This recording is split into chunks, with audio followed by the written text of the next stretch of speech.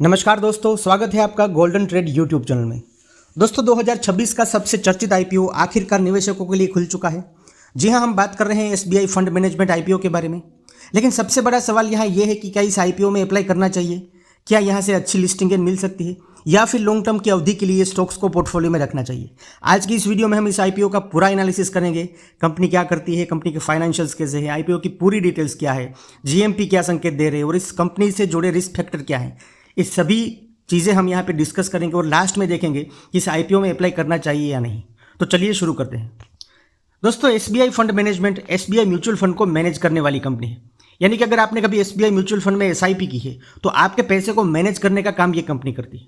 दोस्तों आज ये कंपनी भारत की सबसे बड़ी एसेट मैनेजमेंट कंपनी है और FY26 तक लगभग 12.5 लाख करोड़ से ज़्यादा का एसेट अंडर मैनेजमेंट संभाल रही थी और इसका मार्केट शेयर लगभग 15% के आसपास है। भारत में म्यूचुअल फंड इंडस्ट्री लगातार तेजी से बढ़ रही है। हर महीने नई लाखों एसआईपी शुरू हो रही है और जैसे जैसे निवेशकों की संख्या बढ़ती है वैसे वैसे एसेट मैनेजमेंट कंपनियों का बिजनेस भी मजबूत होता है। अब जानते हैं आईपीओ की डिटेल्स क्या है। तो आईपीओ 14 जुलाई को ओपन होगा, 16 जुलाई को क्लोज होगा, 21 को इसकी लिस्टिंग है और इसका प्राइस बैंड 545 से 574 प्रतिशत रखा गया है। लॉट साइज यहाँ पे 26 शेयर की है और मिनिमम इन्वेस्टमेंट जो है वो लगभग 14,924 रुपये का रखा गया है।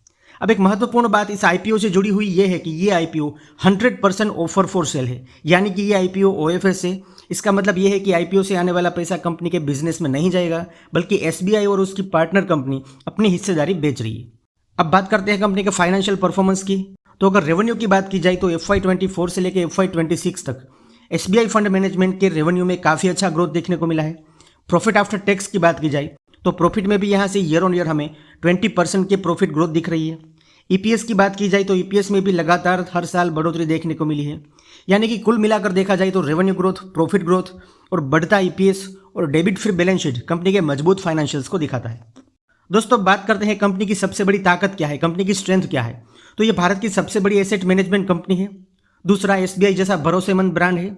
तीसरा, इसका रेवेन्यू और प्रॉफिट लगातार ईयर ऑन ईयर बढ़ रहा है। चौथा, लगभग ये डेबिट फ्री बैलेंस शीट है इसकी। पांचवा, तेजी से बढ़ती म्यूचुअल फंड इंडस्ट्रीज इसको बेनिफिट करेगी। और छठा, लाखों निवेशकों का भरोसा एसबीआई जैसी मजबूत ब्रांड में सबसे पहले रहता है। तो ये सब इसकी सबसे बड़ी ताकत है आईपीओ की।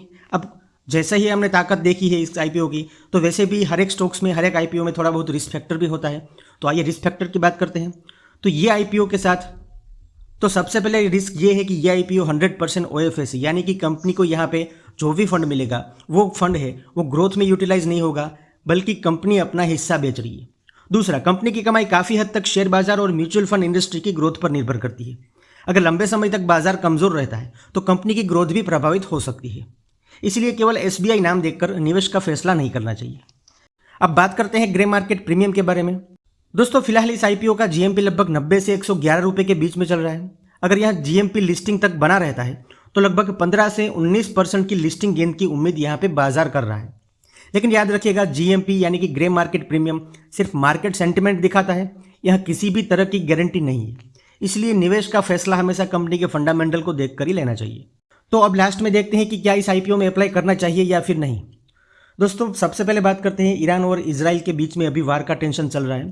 तो अगर 7-8 दिन बाकी है अभी, तो इन बिटवीन अगर कोई बड़ा मूव यहाँ पे हमें ईरान और इजराइल के युद्ध के बीच में दिखा जाए तो यहाँ पे जीएमपी में भी काफ़ी उतार चढ़ाव देखने को मिल सकता है। सो इसी तरह अपना डिसीजन लीजिएगा।